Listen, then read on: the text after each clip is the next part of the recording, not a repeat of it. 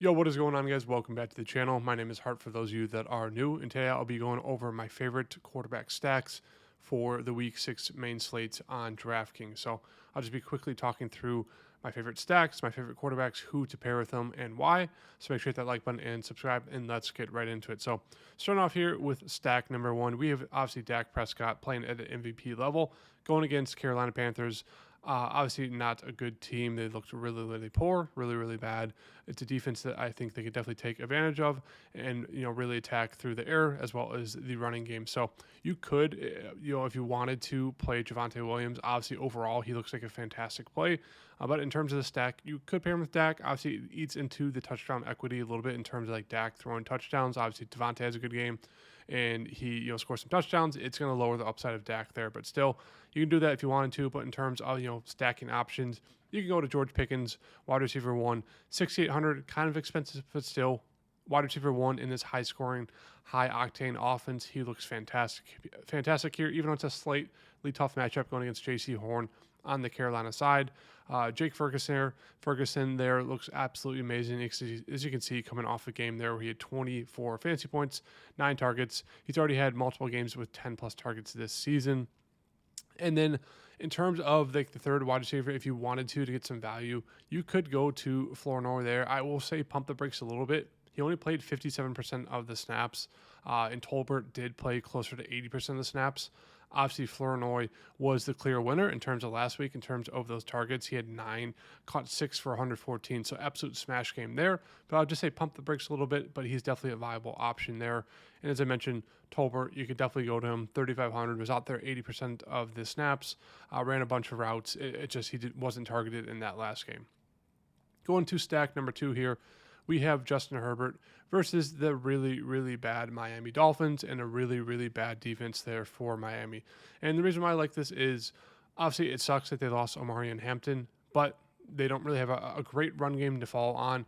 Maybe Haskins and Vidal pick up the slack. Who knows? But in terms of this team, they're going to continue passing the ball. They have 3 electric playmakers. It was nice to see Lad McConkey get involved there that last game after kind of a relatively quiet first 5 weeks where everyone was kind of crapping on him. So you obviously compare Justin Herbert with Lad McConkey, Keenan Allen, they both look fantastic. Their prices haven't really moved. Same thing with Quentin Johnson. He's been absolutely amazing. My only downside with Quentin Johnson, obviously, is he's questionable. If he's out, obviously that makes Lad and Keenan Allen even more viable. And it'll probably move him into some top 10 plays in terms of wide receivers on this slate if Quentin Johnson is out. But overall, kind of my main reason, besides obviously the very poor Miami defense, is the fact that they don't really have a run game now without Omari and Hampton. And they're down, they're banged up on the offensive line. They're going to have to throw the ball a ton. If you guys watched that game last week, Justin Herbert was running for his life. So I expect a lot of quick passes to guys like Lad McConkey, Keenan Allen against this really bad Miami defense. And Justin Herbert, as we know, has that rushing upside. So he looks like a great play for this week.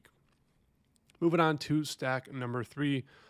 This is just in terms of pricing. This is not in terms of ranking of how I like them, just in terms of pricing. So stack number 3 is going to be more so a skinny stack. You could do, Stephon Diggs and Hunter Henry here with Drake May. I prefer just going with Stephon Diggs, but in terms of kind of just viable stacking options, obviously, as we know, Hunter Henry is a guy you could look to if you wanted to do double stack with Drake May.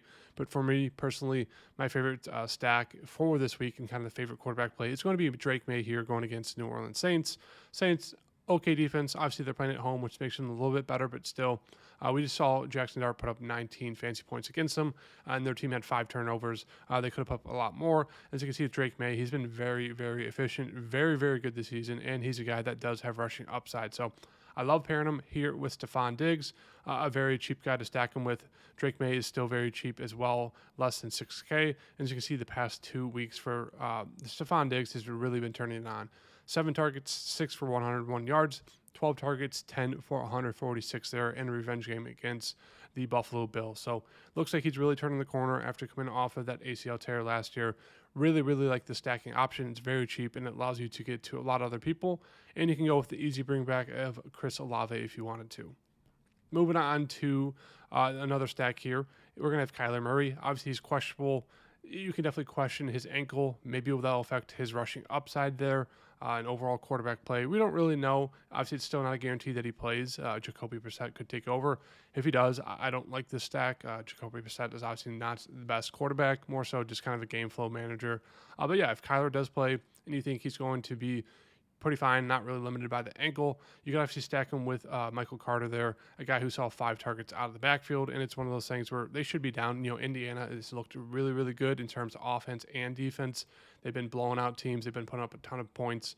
So if it's one of those situations, game script where the Cardinals are down a lot, they're going to have to throw the ball a ton, and you get 2 really, really cheap, really, really good options here. Number 1 wide receiver, Marvin Harrison Jr. I know everyone's crapping over him, but if they're going to be down, they're going to need to throw the ball a ton, probably the whole entire second half. 5,300 for a wide receiver 1, that looks fantastic. And then 5,500 for one of the best tight ends in the league, getting absolutely peppered with those targets. You wish he falls in the end zone more. He doesn't, but still, he's getting those targets, so that's a great stack there. And then moving on to the second 2 stacks, the final 2 stacks for you guys. We have Mac Jones here. We just got the news that Brock Purdy is going to be out. Mac Jones is still questionable. It looks like he should be able to go, but obviously keep an eye out on that. But if he is good to go, we're going against Tampa Bay, a pass funnel defense. They're really good at stopping the run. You can beat them with the passing game, as we saw last week in terms of Tampa Bay versus the Seahawks, where Sam Darnold, JSN, they absolutely went crazy. Same thing with A.J. Barner. So absolutely love this matchup here for Mac Jones. He stepped in for Brock Purdy, and this offense has looked really, really good, and he's looked really, really good. As you can see, basically 22 fancy points there week 2. A little bit of a letdown game, obviously, against Arizona there, only 14, but they came back against the Rams, a good defense, and put up 25 there in a spot where they're down to like the 4th, 5th, and 6th string wide receivers, and he still had a really, really good game. Obviously, you can pair him with Christian McCaffrey, who's just seen an absurd amount of targets, as you can see, 10, 7, 15, 11, and 9. He's pretty much a wide receiver and a top running back option there. He looks great at that price tag. You can pair him with Kendrick Bourne, as I mentioned that last week against the Rams, are really hammered home on the fact that they have a good connection from the Patriots days. As you can see, he went for 11 targets, 10 catches, 142 yards. He had a career game there. Would absolutely love him once again, especially if there's no Juwan Jennings. Now, if there's Juwan Jennings, it kind of takes my interest in Kendrick Bourne down a little bit, but not too much. He'd still be a really good play. And if Juwan Jennings is not limited, he'd look really good too, as you can see from week 2. Mac Jones does like getting the ball. 10 targets, 5 catches for 89 yards and a touchdown. He looked like a good option. And then as well as Jake Tongas, past 2 weeks, 5 targets. He caught a touchdown. And then last week, 11 targets, 7 for 41 yards and a touchdown. They like to look him in the red zone. So some great options for you guys there. And then the last stack, the 6th stack, kind of a bonus stack, is going to be Bryce Young here going against the Dallas defense. As we know, the Dallas defense is absolutely god-awful. And with Bryce Young, he's super, super cheap. So even if he doesn't go for 20 plus, if he gets close to 20, that's really all you need for 4,800 quarterback, because it allows you to pay up for all the other spots, right? And you get to pair him with a really, really cheap wide receiver 1 who's seen 8 plus targets in every single game this season. He hasn't fallen in the end zone. That's going to come. So if that happens, obviously he's set up for success. And as I mentioned, going against that Dallas defense, who's absolutely god-awful, one of the worst defenses in the league. And so, as we know, and as we've seen with Bryce Young the past 2 seasons, he thrives when they're down. So if you guys expect the offense of the Cowboys to do really well, get out, score a couple touchdowns, be ahead a score or 2, expect Bryce Young to come out and throw 40, maybe even 50 times in this spot here against the Cowboys, if it's within reason, heading there into the second half. So for 4,800 for a guy that could throw the ball 40, 45 plus times, that's really good here in this spot, especially if you're playing multiple lineups. So him, pair him with Ted McMillan, really cheap wide receiver 1 who looks great going against the Cowboys secondary. And Jalen Coker is questionable. He might be back. If he's good to go, no limitations, he's definitely a valuable stacking option. He's had some really strong games last year at 4,200. Now, if he is limited, I think I'd shy away from him and just kind of stick with the skinny stack, Bryce Young, Ted McMillan. So those are my favorite 6 stacking options for you guys this weekend. As I mentioned, Drake May, Stephon Diggs, that skinny stack is going to be my favorite. So hope you guys like the video. Going to keep doing this for the rest of the season. Make sure to hit that like button and subscribe, and I'll see you guys in the next video. Peace.